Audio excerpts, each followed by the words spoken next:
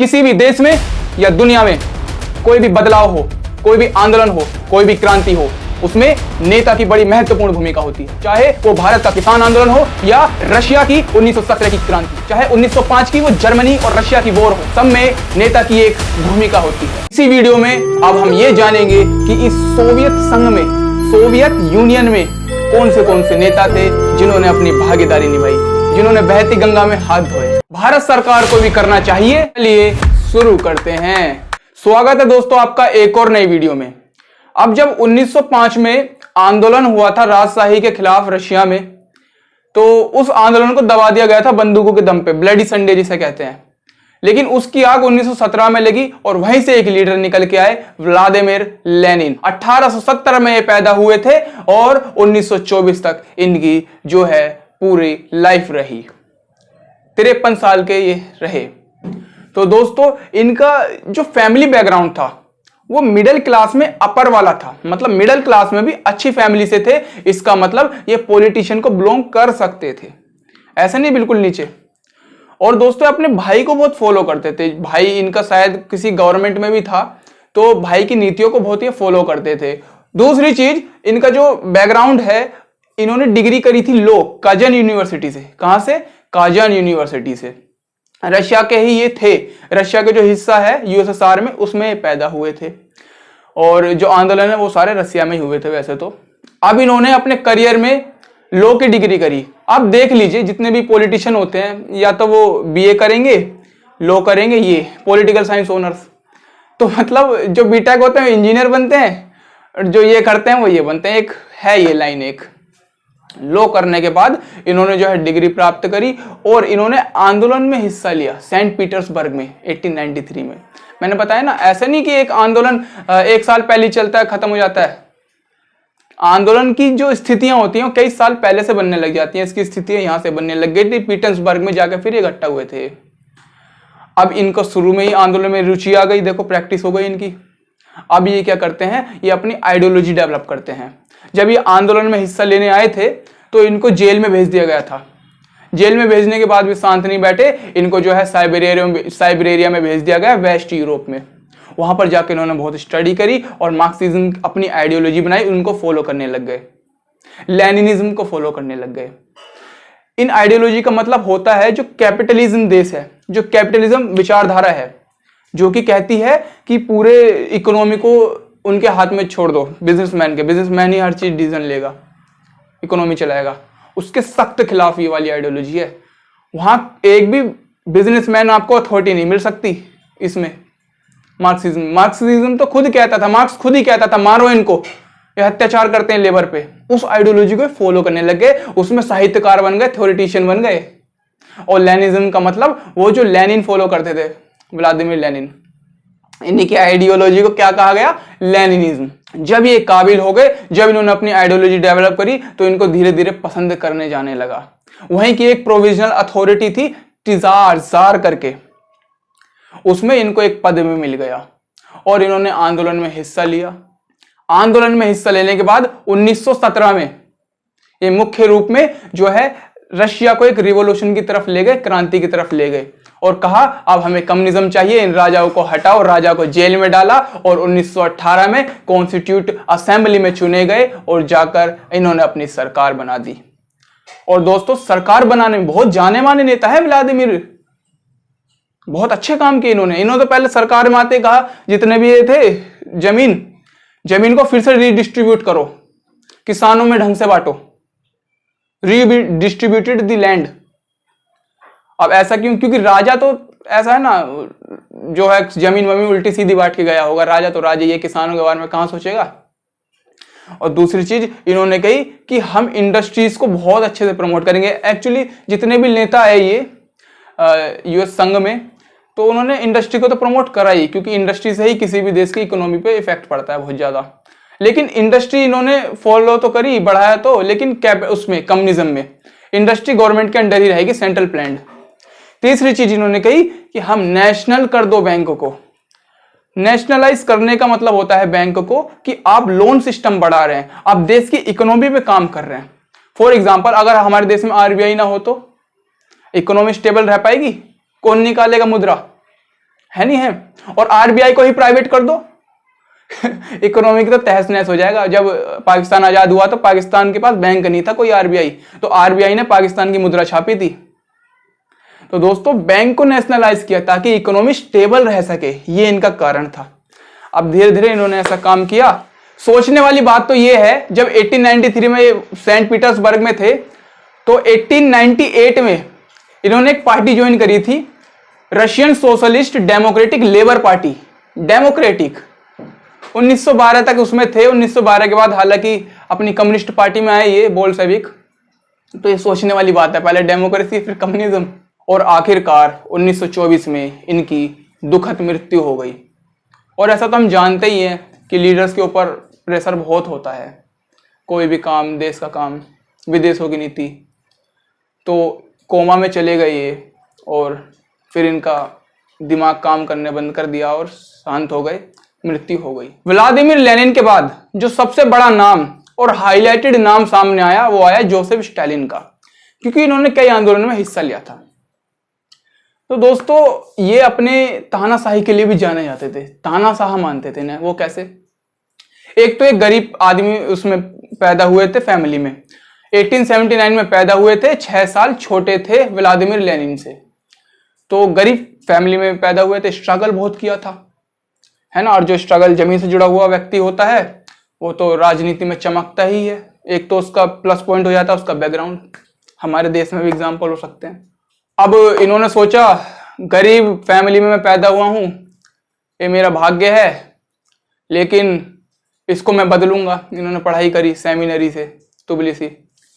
अब जब इन्होंने पढ़ाई करी उसके बाद इनकी सोच बदली, इन्होंने मार्क्सिज्म को फॉलो करना शुरू कर दिया। मार्क्सिज्म, जितने भी नेता हैं सब मार्क्सिज्म में बड़े हुए हैं, क्योंकि वो नहीं चाहते थे उनके देश में कभी कैपिटलिज्म आए भी, क्योंकि पहले से ही ये दबे हुए थे उनसे, राजाओं से।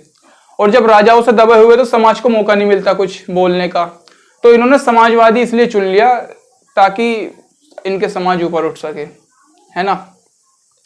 अब इन्होंने आंदोलन करा, इन्होंने रशिया की सिविल वॉर में भी भाग लिया था 1917 में, जो चली थी 1922 तक, जब के समय व्लादिमीर लेनिन थे। तो जब व्लादिमीर लेनिन वो थे ना प्रेसिडेंट, तब ये सिविल वॉर में हिस्सा ले रहे थे, क्योंकि रेवोल्यूशन जब होता है ना 1917 का, तो सिविल वॉर की कंडीशन बन गई थी, सिविल वॉर हो गई थी। और आंदोलन के तो इन्हें प्रैक्टिस भी थी, आंदोलन तो इनके खून में था, क्योंकि ये गोरी सिटी में पैदा हुए थे, जो कि 2 नदियों के बीच से सिटी होती है, जॉर्जिया में है। पहाड़ों की वो पहाड़ हैं उधर ज़्यादा, तो इसी के नाम पे इस सिटी का नाम पड़ गया गोरी। और वहाँ पे भी आंदोलन चला था जॉर्जिया में, जहाँ पे पैदा हुए थे, तो वहीं से इन्हें आंदोलन की आदत पड़ी। तो फिर इन्हें पोलिट ब्यूरो में चुन लिया गया। पोलिट ब्यूरो एक ऐसा ऑर्गेनाइजेशन है जो कि पार्टी की सबसे बड़ी ऑर्गेनाइजेशन होती है, और उसके द्वारा जितने बड़े बड़े डिसीजन आते हैं सेंट्रल से, उसी के द्वारा आते हैं। जैसे कि बीजेपी है, अब बीजेपी के एक सेंट्रल कमेटी बीच में होती है जिसे हम हाई लेवल कमांड भी कहते हैं, हाई कमांड। तो ऐसी इनका पोलिट ब्यूरो था। 1924 में एक पार्टी का ही शासन था, जो चुनता था वो जाकर वहां पे राज करता था, प्रेसिडेंट बन जाता था, जैसे कि चीन में होता है। भाई चीन में बीजिंग जो क्या नाम है वो राज कर रहे हैं, सी जिनपिंग, ऐसे थोड़ी चुन के आए हैं, उनकी पार्टी ने उन्हें चुन लिया है। ऐसे 1924 में ये चुन लिए गए और जाकर प्रेसिडेंट बन गए। तो इनकी गद्दी पे बैठने के बाद ही विश्व युद्ध हो गया। एक्चुअली इनकी गलती नहीं थी, गलती तो जर्मनी की थी। जर्मनी घुसा था पोलैंड में समझौता करके इनसे, नॉन एग्रेशन करके एग्रीमेंट, और फिर धोखा देके इन पे ही मार दिया। तो फिर इन्होंने भी अटैक करा, दूसरे विश्व युद्ध चल गया, और फिर इन्होंने और कई देशों ने मिलके मारा था जर्मनी को, तो ये जीत गए थे रशिया वाले। तो इनको क्रेडिट दिया जाता है, ले वाह जीत गए, बहुत बड़े, तालियां। इनको तालियां दी जाती है क्योंकि ये युद्ध में जीत गए थे। और जो किंग थे 1905 में नेक्सस, उनको गालियां दी जाती है क्योंकि वो हार गए थे रशिया और जापान की वॉर में। अब इन्होंने सिविल वॉर तो लड़ी, लेकिन इन्होंने कुछ ऐसे भी काम करे जो कि सुनने और देखने लायक नहीं थे। इन्होंने पर्ज बनाए। पर्ज जानते हो? एक अंडरग्राउंड सिमेंट्री एक वो होती है गुफा सी, वहाँ पर आदमियों को मारते थे। कौन से आदमी? जो मिडिल क्लास होती है उनको जो परेशान करते थे। होता है ना, एक मिडिल क्लास होती है, उनको परेशान करने वाले व्यापारी, उनको परेशान जो भी उनके दुश्मन थे, वर्किंग क्लास जिसे हम कहते हैं, जो काम करती है, लेबर, ये सब, उनको जो मारते थे, उनके जो दुश्मन थे उनको इन्होंने मारा पर्ज बनाकर, लेबर कैंप बनाकर। इन्होंने अपने देश को 5 ईयर प्लान भी दिया, हमारे में भी था भारत में 5 ईयर प्लान। इनके में कहा गया कि आप एग्रीकल्चर को बढ़ावा दो, एग्रीकल्चर में रिफॉर्म्स करो, कलेक्टिवनेस लाओ। कलेक्टिवनेस का मतलब सब मिलकर करो, बड़े व्यापारी, छोटे व्यापारी, सरकार मिलकर, और उन सब का जो प्रोडक्शन जाएगा सरकार को जाएगा, सरकार उनको मुनाफा कमाएगी उससे। इंडस्ट्रियलाइजेशन को बढ़ाया इनके द्वारा, और ऐसे इन्होंने एक काम करे। लेकिन जैसे कि इन्होंने थोड़े बुरे काम भी कर दिए थे, डिक्टेटर भी जाने जाते हैं। अब इन्हें 1953 में जाकर दिमाग की बीमारी हो गई, स्ट्रोक, और इनका जो है अकाउंट वेरीफाइड हो गया, चले गए। तो दोस्तों, स्ट्रोक एक बीमारी होती है जिसमें दिमाग की नसें फ्लो करना बंद कर जाती हैं और दिमाग बंद पड़ जाता है। दिमाग की हमारी एमसीबी है, एमसीबी गिर गई तो पूरी लाइट भग जाएगी। जोसेफ स्टालिन के शासक में एक इंसान ऐसा था जो उनका हमेशा विरोध करता रहता था। अब वहां अपोजिशन पार्टी तो हुआ करती नहीं थी, उन्हीं की पार्टी मतलब कम्युनिस्ट पार्टी में ही था, और वो था निकिता खुश्रेव। ये बंदा अगर जीता है ना चुनाव, 1953 चुनाव तो नहीं था, 1953 में प्रेसिडेंट बना है ना, तो विरोध करके ही बना है। जैसे कि राहुल गांधी को ले लो। अब राहुल गांधी अगर बने भी ना प्रधानमंत्री, तो मेजॉरिटी उनकी थॉट रहेगी कि उन्होंने विरोध क्रिटिसाइज किया है। वरना अभी केरला में भारत जोड़ो यात्रा चला रहे हैं, एक इंटरव्यू दिया था बच्चों के साथ, उन्होंने कहा था एजुकेशन में चेंज आना चाहिए। भाई we also know everything should be change in our system, लेकिन व्हाट इज द चेंज? कौन सा चेंज? आपकी एक विचारधारा होनी चाहिए कि एजुकेशन में प्रैक्टिकल अप्रोच, एजुकेशन में ये वाला स्टेबलाइज हर एक चीज। 1894 में ये पैदा हुए थे, रशिया के ही थे, रशिया में पैदा हुए थे, और 15 साल बड़े थे ये स्टालिन से। भाई यूथ थे जब इनका बैकग्राउंड रहा, इन्होंने काम किया, मेटल वर्कर थे, यूथ थे जब, और टेक्निकल यूनिवर्सिटी में एजुकेशन ली। ऐसे इन्होंने अपनी एजुकेशन पूरी करी। उसके बाद ये उस क्षेत्र के एक कमिश्नर भी बन गए थे, पॉलिटिकल कमिश्नर। वहाँ कमिश्नर नहीं कहते, कमिश्नर कहते हैं। ये इनका बैकग्राउंड रहा। देखिए, अगर इनकी सबसे बड़ी आइडियोलॉजी आप कहें तो डिस्टेलाइजेशन था, मतलब स्टालिन का विरोध करना ही इनकी सबसे बड़ी विचारधारा थी। और वैसे तो मार्क्सिज्म सारे लीडर मानते ही थे, क्योंकि कम्युनिस्ट देश था, संघ था।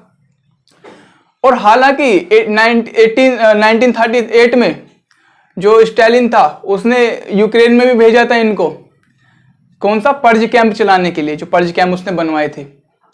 जब भी वो उनका विरोध करते रहते थे, लेकिन इनके काम से पता चलता है बड़े शांतिपूर्ण व्यक्ति थे।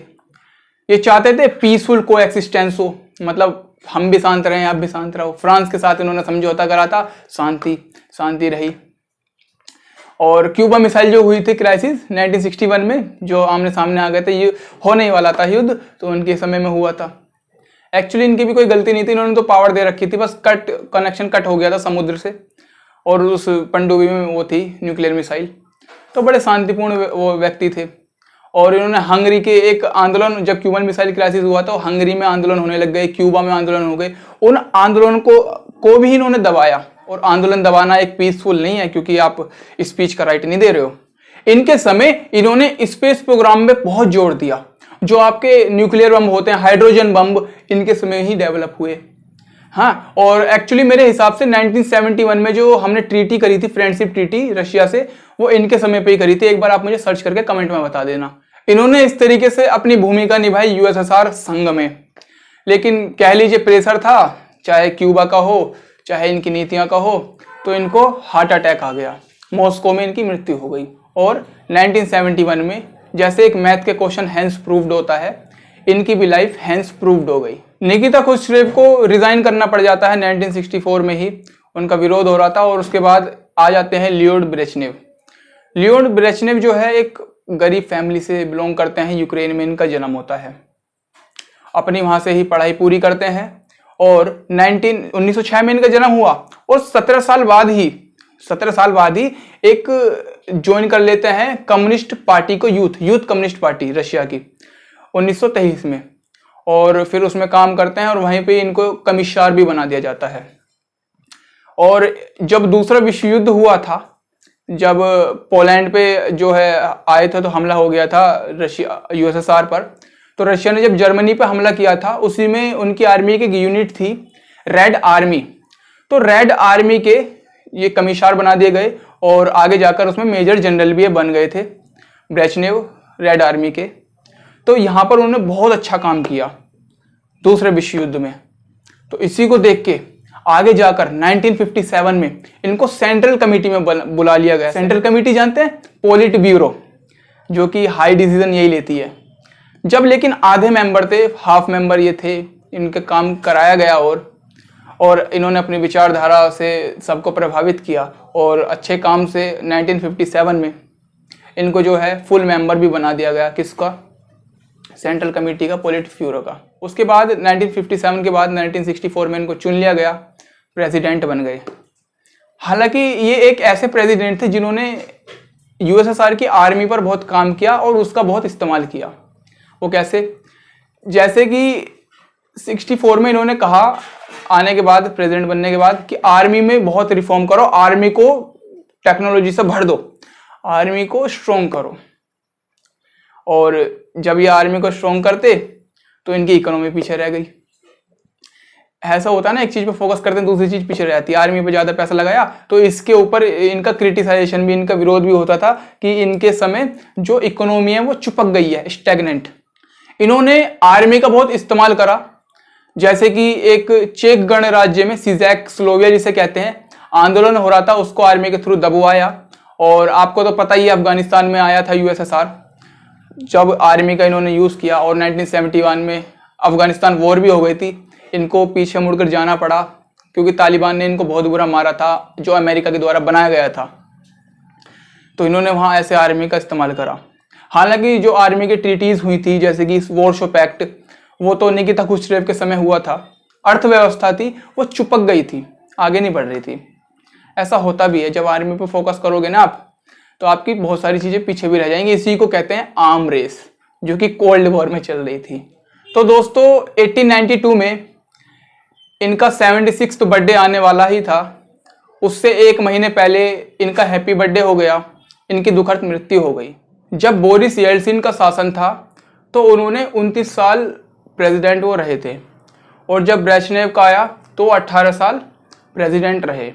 और अब ये मिखाइल गोर्बाचेव हैं, ये अभी 85 से रहेंगे 99 तक, 6 साल ही रहेंगे। तो दोस्तों मिखाइल गोर्बाचेव उनमें से, उन नामों में से एक है जिन्होंने यूएसएसआर में बहुत अहम भूमिका निभाई है। कैसे? क्योंकि ये तो एक बैकग्राउंड जो था इनका वो बहुत गरीब था, पुअर पीजेंट फैमिली, गरीब किसान के घर से ये आते थे। और ये यूक्रेन और रशिया के जो कल्चर है उनके बीच जो है इसकी परवरिश हुई। इनकी विचारधारा जो है वो मार्क्सिज्म की तरफ झुकी हुई थी। और ये हमेशा कहते थे कि जो टेक्नोलॉजी है और जो इंफॉर्मेशन है वो अगर ठीक होगी तभी एक देश डेवलप करेगा, उसके बगैर देश अच्छा नहीं माना जाएगा। और इन्होंने बहुत सारा काम इसके ऊपर किया भी। और जो वेस्ट वाले एरिया था, जैसे कि जो अमेरिका वगैरह थे, इनसे रिश्ते नॉर्मल भी करे, जैसे फ्रांस हो गया, इनसे रिश्ते नॉर्मल की बात करी। इन्होंने डेमोक्रेसी अपनाने की बात करी। दोस्तों यही वो पॉइंट था जहां पर जाकर लगने लग गया कि अब सोवियत यूनियन टूटने वाला है, यही जड़ें थी। जब ये शासन में आए तो इन्होंने शांति के अपने कामों से बहुत संदेश दिए, जैसे कि पेरेस्ट्रोइका और ग्लासनोस्ट, इन्होंने एक पॉलिसी लाई थी। पेरेस्ट्रोइका का मतलब होता था कि जो भी स्ट्रक्चर है, जो भी ढांचा है, उसको बदल देना पूरी तरीके से। जैसे कि हमारा एजुकेशन सिस्टम है, अब इसमें जो है थ्योरेटिकल चीज पर फोकस होता है, मार्क्स पर फोकस होता है, ग्रेड पर। अब इसी को बदल दो, प्रैक्टिकल कर दो, ऐसे पूरा बदल देना, इसमें कहा जाता था। दूसरी थी ग्लासनोस्ट। ग्लासनोस्ट में कहा जाता था ओपननेस, आजादी दो, बोलने की आजादी। कितनी अच्छी विचारधारा इनकी थी। दूसरी चीज इन्होंने बात करी कि हमें जो है कोई भी सैन्य कार्रवाई नहीं करनी। उल्टा अफगानिस्तान से अपने सैनिक और बुला लिए इन्होंने। इनके देशवासी भी देख रहे थे कि वह क्या कर रहा है भाई। और इन्होंने जो जर्मनी थी भाई, जर्मनी का जो बर्लिन में सीन हुआ था वो कैसे हुआ था? इनके वजह से तो इधर से यूएसएसआर आ गया, इधर से अमेरिका आ गया। अब यूएसएसआर ने कहा देखो भैया, हम आपको यूनिफाइड कराना चाहते हैं, आप एक हो जाओ। मदद करी जर्मनी की एक होने में। वो अलग बात है, जर्मनी ने इनको एक रिटर्निंग गिफ्ट दिया $6 बिलियन का। ऐसे इन्होंने काम करे, और जब ऐसे इन्होंने काम करे इसी की पॉलिसी को लेकर इनके देश में विद्रोह भी होने लग गया। क्यों विद्रोह होने लग गया? कुछ ऐसे हार्ड लाइनर्स थे जो कि इनकी नीतियों का कट्टर विरोध करते थे। कहते थे हम तो कम्युनिज्म वाले हैं, एक कैपिटलिज्म में कहां ले जा रहे हो हमें, हम तो कम्युनिज्म वाले हैं।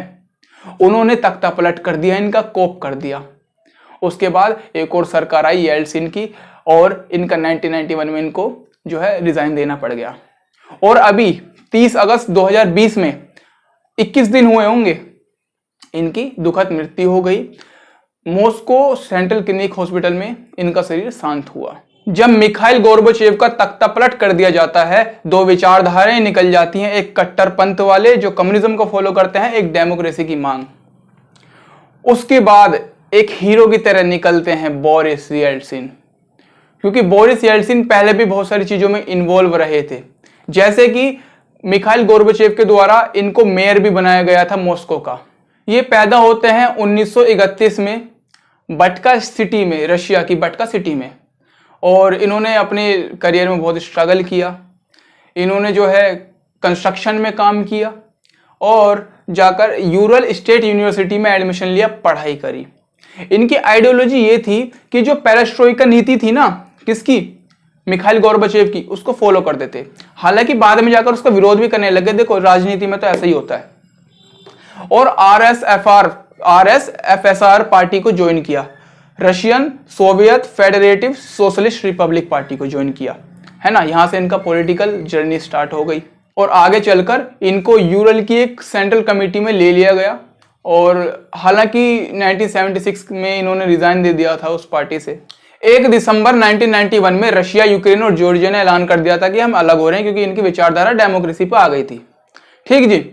तो जब ये रशिया में ही आ गए तो रशिया में इलेक्ट हुए। इलेक्ट, देखो सिलेक्ट वो होता है जो तुम्हारे दोस्त या तुम्हारे कमिटी या कोई ऑफिशियल्स के द्वारा सिलेक्टेड हो, जैसे कि आईएएस ऑफिसर होते हैं सिलेक्टेड। इलेक्ट वो होता है जो चुना जाए जनता के द्वारा, जैसे मोदी जी।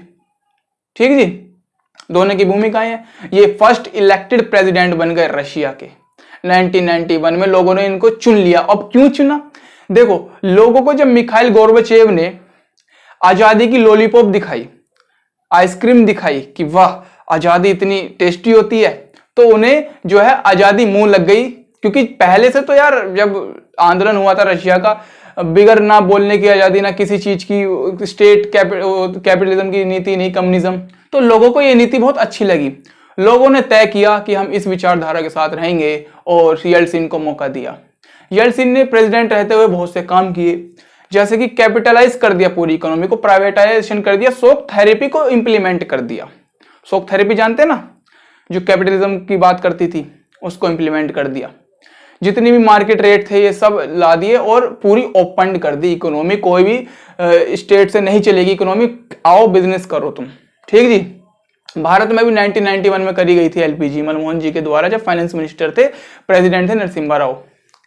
आगे जाकर इन्होंने एक नया कॉन्स्टिट्यूशन ला दिया। एक्चुअली ये ठीक बात थी। आप किसी चीज में रिफॉर्म कर रहे हैं तो वहां का कॉन्स्टिट्यूशन भी नया होना चाहिए। जैसे कि कॉन्स्टिट्यूशन उसकी नीति की सारी बात बताता है। जैसे कि हमारा कॉन्स्टिट्यूशन है, वो क्या बताता है? We the people of India having solemnly resolved to a constituent India into a sovereign socialist democratic republic, secular democratic republic, ये तो बताता है। ठीक जी। ऐसी उनका कॉन्स्टिट्यूशन इनकी सारी नीति बताता था, नया हर चीज बना दी गई। आर्म्स कंट्रोल्स पे इन्होंने बहुत सारा काम किया। ट्रीटीज भी इन्होंने साइन करी। इनके भी वही मिखाइल गोर्बाचेव वाली भावना थी कि हम लड़ाई से नहीं, हम दिमाग से काम लेंगे। लेकिन जो चेचेव लड़ाके थे उनके साथ युद्ध भी लड़ लिया इन्होंने एक तरफा। जो चेचन लड़ाके हैं ना, जो आजकल यूक्रेन वॉर में रशिया की तरफ से यूक्रेन से लड़ रहे हैं, उनके साथ लड़ाई भी लड़ ली थी। ये इनकी बोरिस येल्सिन की नीति रही। लेकिन बोरिस येल्सिन का धीरे धीरे विरोध होने लग गया, क्योंकि कहा गया ये बहुत हार्डशिप दिखा रहे हैं, बहुत कट्टरपंथी वाले हैं, ये सीधा ही रशिया को एक दिन में ही बदलना चाहते हैं।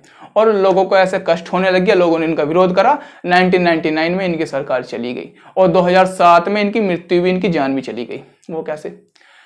इनको हार्ट अरेस्ट हो गया था। हार्ट अरेस्ट मतलब हार्ट एकदम से रुक जो जाता है, रुक गया, और मॉस्को सेंट्रल क्लिनिक हॉस्पिटल में इनका शरीर शांत हुआ। दोस्तों, तो दोस्तों ये था इन नेताओं के और इनके काम के बारे में। अब इसको याद करने की एक शॉर्ट ट्रिक है, वर्सेस। वर्सेस होता है ना, जैसे कि कोई टीम होती है, इस टीम वर्सेस इस टीम, ठीक है, वर्सेस। और KGF, F की जगह Y लगा दो, KGY, वर्सेस KGY, ठीक है। V से व्लादिमीर लेनिन, S से स्टेलिन, ठीक जी।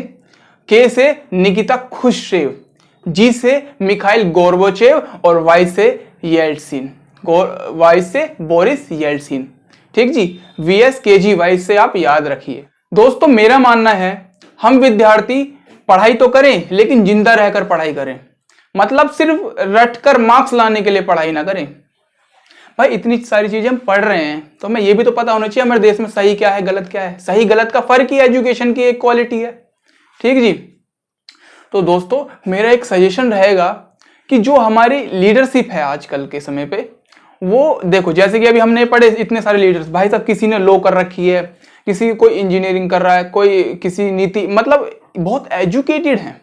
मैं ये नहीं कह रहा हमारे देश के नेता एजुकेटेड, हमारे भाई सरदार वल्लभ भाई पटेल, सुभाष चंद्र बोस से ज्यादा एजुकेशन था, भीमराव अंबेडकर 32 डिग्रियां, ज्यादा एजुकेशन थी क्या किसी की इनसे, किसी की नहीं। मैं नीचे के लेवल की बात कर रहा हूं, इनका तो कोई मुकाबला ही नहीं। दोस्तों जो हमारे नीचे का लेवल है ना, लोकल पॉलिटिक्स, उसने हमारे देश की छवि को एक तरीके से धूमिल कर रखा है। जैसे कि उनकी ना ही कोई विचारधारा है, बस उनकी एक विचारधारा है, टिकट मिले हाथ जोड़े विकेट मिले, विकेट मतलब वोट मिले। भारत सरकार को चाहिए कि एक इलेक्शन कमीशन के थ्रू, एक किसी भी ऑर्गेनाइजेशन के थ्रू एक कमेटी बना दी जाए। जब भी इन्हें टिकट मिले वो कमेटी इनका इंटरव्यू लेकर इन्हें टिकट दे, ताकि उस इंटरव्यू में इनकी विचारधारा, इनके थॉट प्रोसेसिंग और इनकी रियल इंटरवेंशन पता चल सके। और जब नीचे से चेंज आएगा, एक्चुअली ऊपर गड़बड़ी, ऊपर तो एक विचारधारा है, ठीक जी, ऊपर विचारधारा है एक, नीचे के लेवल पर जब दोस्तों नीचे से ही चेंज आना शुरू होगा, ये तो गांधी जी की सोच थी कि नीचे से ही हमारा हिंदुस्तान उठेगा। इस इंटरव्यू के बाद जो भी हमारे लीडर्स को टिकट मिलने वाला होगा, पार्टी देगी, उसको सर्टिफाइड किया जाए, उसकी प्रोफाइल को सर्टिफाइड किया जाए और उसकी जितना भी मैनिफेस्टो क्या करना चाहता है उस वर्क को उसमें लिखा जाए। और जब वो चुनाव अपने एडवर्टाइजमेंट करने आए, अपना प्रचार करने आए, तो उसको पहले सामने रखे। ये होगा हमारा ऑफिशियल वर्क, क्योंकि आजकल तो हम कुर्ते पजामे वाले को देख के ही कह देते हैं यही होगा नेता। हमारी व्यवस्था बदलनी चाहिए, हम उसकी नीति, हम उसकी सोच को देख करके यही होगा हमारा नेता। दोस्तों आई होप आपको समझ आया होगा, मेरा सजेशन वैल्यूएबल लगा होगा। मिलते हैं दोस्तों अगली वीडियो में, जब तक के लिए जय हिंद।